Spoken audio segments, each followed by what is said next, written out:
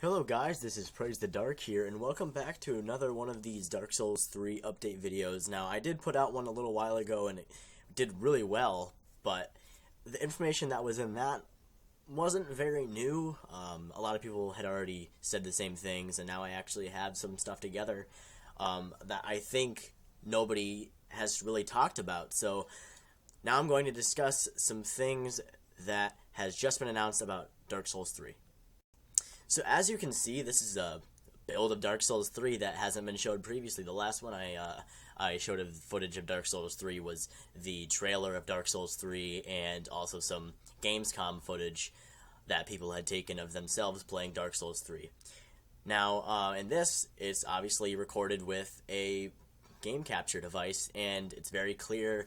The world looks amazing, and there's some little subtle changes to the user interface that maybe you haven't noticed, maybe you have, and I'll discuss them later.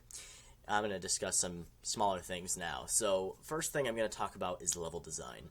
Now, in Dark Souls 3, the level design is very close quarters. Right there, you could see that there was an enemy right there, and you could have run right past it, and maybe it would have killed you. Who knows? There you go. There's another enemy right there.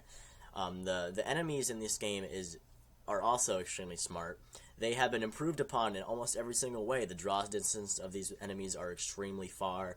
The AI is very smart. They bring you into areas to ambush you, and they take advantage of all the stupid mistakes that you do until you memorize what's going on. And the knights, of course, are obviously very, very intelligent in their way. And if you just saw, that was a sword art.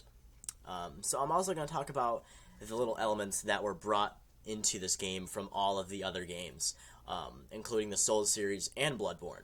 Now, Bloodborne wasn't exactly much of a heavy influence. I see a lot of level design that seems a bit like Bloodborne, but not exactly as gothic, just has some of the style, but in a more Dark Souls way.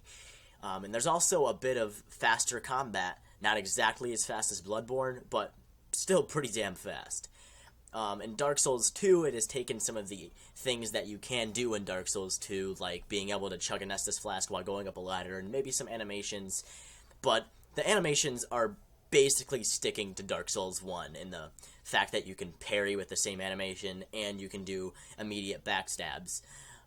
This may be a bit of a thing that PvPers don't like, because instant backstabs in Dark Souls 1 were a pain in the ass with PvP, but besides that, I don't mind it. I mean, I'm more of a story kind of guy and I continue to play the story until I never get bored of it. So, I mean, I'm playing stories all the time, making new cosplays and whatnot, because that's what I think is fun. Also, back to level design, I had previously stated in my last video of Dark Souls 3 that the world was small, that it was really small, and I didn't mean it as if the world was small. In fact, it's huge. It's vibrant, it's vast, it's beautiful, but it's not small at all. The reason why I said it was small is because of the close quarters combat that I had noticed. Now here, as you can see, there's some Demon Souls footage flashed, and that is because this is what I want to talk about. In Demon Souls, you can see a blue bar right above stamina, right below the HP.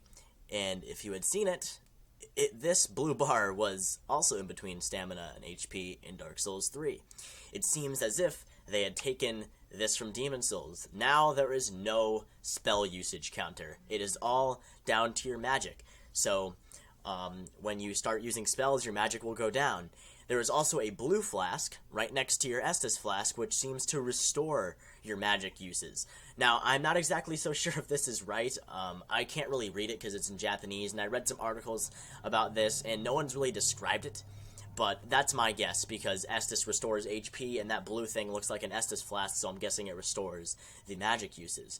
And as you can see, faith is kind of like magic here.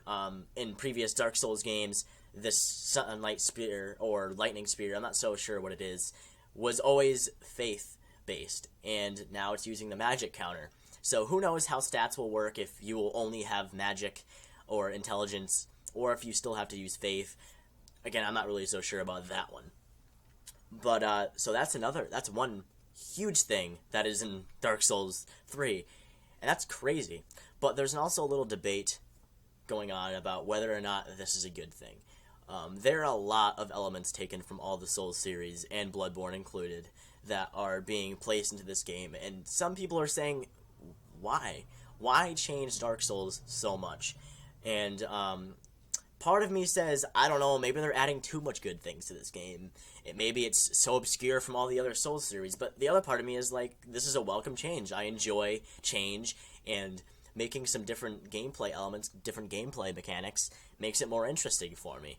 And quite honestly, I played a hell of a lot of Demon Souls, and the magic bar never bothered me, and I mean, I liked it. As long as magic isn't overpowered like it was in Dark Souls 2, I'll be pretty damn happy. But that's about it, guys. Thank you so much for watching. That's all the information I have on Dark Souls 3 for now, and once I get some more, maybe I'll do another update video. The last one seemed to do really well, and hopefully this one does just as good. So, hope you have a great day, guys. This was Praise the Dark. Peace.